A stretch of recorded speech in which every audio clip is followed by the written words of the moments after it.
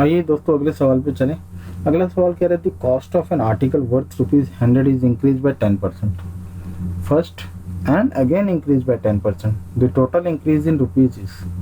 ठीक है, तो चार ऑप्शन दिए हुए हैं, A 20, B 21, C 110, D 121।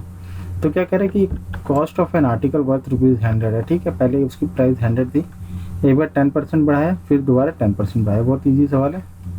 यहाँ पे आपको ध्यान देना है कि टोटल इंक्रीज इन रुपीज़ बताना है, परसेंटेज में नहीं बताना है। हालांकि यहाँ पे इनिशियल वैल्यू दी हुई है 100, तो इसमें आपकी परसेंटेज वैल्यू भी अमाउंट के इक्वलेंट ही आएगी। ठीक है, तो आइए आगे बढ़ते हैं कैसे होगा। इनिशियल दिया है आपको 100 और फिर बोल रहा है कि इसको 10% बढ़ा दिए पहले। तो आपको पता है कि 100 का 10% इंक्रीज जब हुआ तो कितना होगा, 100 का 10% 10 होता है। ठीक है, तो ये कितना हो गया, 10% बढ़ा तो 100 प्लस 10 110, या तो 100 इंटू 1.10 आप कर सकते हो मल्टीप्लाइंग फैक्टर से, तो वो भी 110 आएगा।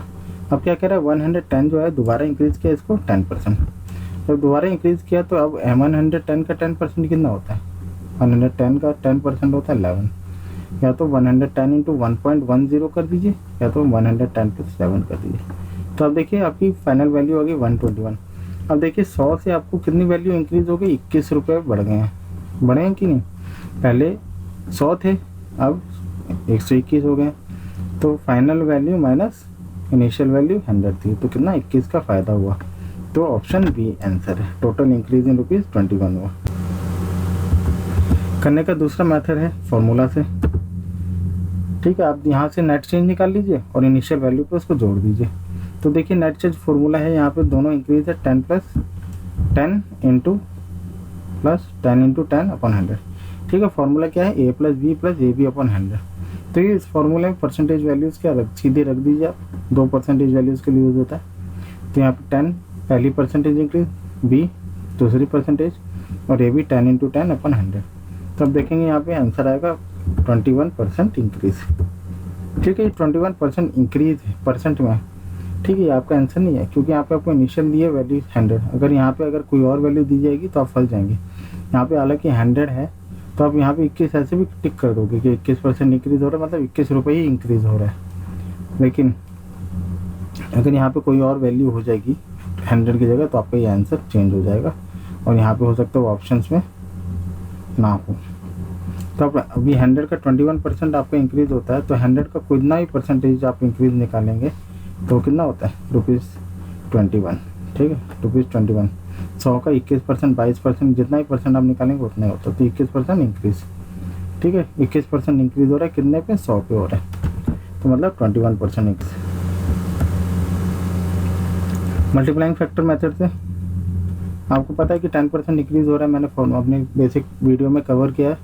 10% इंक्रीज मतलब 1.1, दोबारा 10% इंक्रीज हो रहा है तो 1.1। ठीक है, फॉर्मूला से 1 plus x upon 100 into 1 plus x upon 100 आप इसको लिख सकते हैं।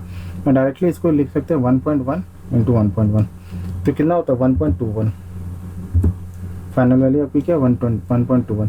तो एक से कितनी वैल्यू डेसिमल के बाद इंक्रीज में आती है, जैसे आप इसको इसमें से एक को घटाते हैं तो 0.21 आएगा। तो जब भी डेसिमल के बाद वाली वैल्यू, मैंने मल्टीप्लाइंग फैक्टर में बताया है कि डेसिमल के बाद वाली जितनी वैल्यू आती है वो इंक्रीज होती है उतने परसेंटेज।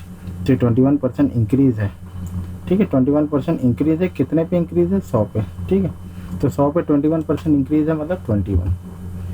ठीक है, आपको ध्यान देना है कि 21% और 21 वैल्यू बहुत अंतर है इन दोनों में। अगर यहाँ पे आपकी मैं वही बात बता रहा हूँ दोबारा कि 21% इंक्रीज आया है, तो मतलब इस वैल्यू पे निकाली गई है ये 21%, तब ये 21 है। अगर यहाँ 500 होता तो उसका अलग 21 निकलता। ठीक है, तो आपको ध्यान देना है यहाँ वैल्यू का 21% निकालना है। ठीक है, ये 100 रुपये है, इसलिए ये चीज़ों को आप समझ के जाइए। परसेंटेज 21% और 21 में बहुत अंतर है। ये 100 का निकल रहा है इसलिए 21 आया, अगर यहाँ पे 500 रहता तो यहाँ पे आंसर आपको कुछ और होता। ठीक है, 21% नहीं होता, यहाँ पे 21 नहीं होता। ठीक है, ये 100 है इसलिए 21 है। तो इसको बहुत ध्यान से समझिएगा कि परसेंटेज और मैग्नीट्यूड वाली वैल्यू में बहुत अंतर होता है। तो ऑप्शन बी आपका फ्रैक्शन मेथड से मैंने पहले भी क्वेश्चन इस तरह से कराए हैं। परसेंटेज एक तरफ लिख दिया 3 कॉलम में, इनिशियल वैल्यू एक कॉलम है, चेंज वैल्यू एक कॉलम है।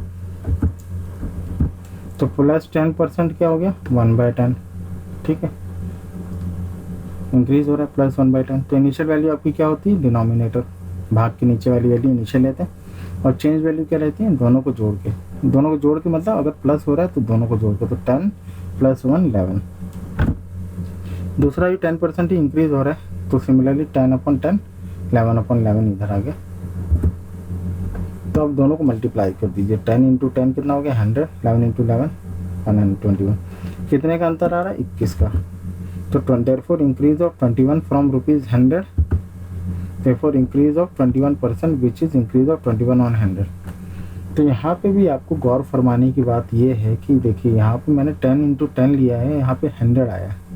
ये बाय लक है कि आपको इनिशियल वैल्यू भी 100 दिया, अगर यहाँ पे 500 दिया रहता तो यहाँ पे आपको क्या आता 100 ही आता, ठीक है, अगर 10%। तो ये क्या होती 5 गुना वैल्यू हो जाती, तो ये भी 5 गुना हो जाती, ठीक है। ये 100 × 5 अगर इनिशियल वैल्यू होती है आपकी 500, तो यहाँ पे आप इस इनिशियल वैल्यू को 5 से मल्टीप्लाई करते और 121 को ही 5 से मल्टीप्लाई करते, फिर उसमें नेट चेंज निकालते, ठीक है। यहाँ पे बाय लक है कि आपका 100 आ रहा है। तो ये मेथड आप जब अप्लाई करेंगे तो ये बात को ध्यान रखिएगा, ऐसा नहीं कि इन दोनों का डिफरेंस आपको निकालिए, क्योंकि उस सर ने बताया था कि 21 इंक्रीज आया था, तो 21 आप लिख के आ जाए। इनिशियल वैल्यू को ज़रूर देखें कि किस पे इंक्रीज हो रहा है। ये 100 रुपये दिया है बाय लकली,